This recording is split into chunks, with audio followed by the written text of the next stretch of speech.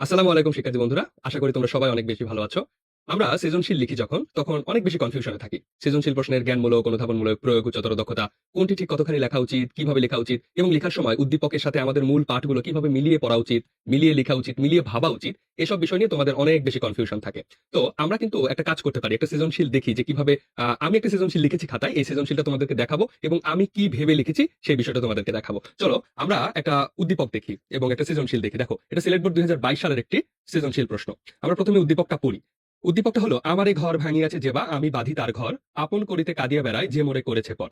যে মোরে করিল পথের বিবাগী, পথে পথে আমি ফিরি তার লাগি, দীঘল রজনে তার তরে জাগি, ঘুম যে হরেছে মোর, আমারে ঘর ভাঙিয়াছে যেবা, আমি বাঁধি তার ঘর। তাহলে এটি আমাদের উদ্দীপক। উদ্দীপকটা এসেছে কবিতার মাধ্যমে, অনেক সময় উদ্দীপক প্যাসেজের মাধ্যমেও আসে।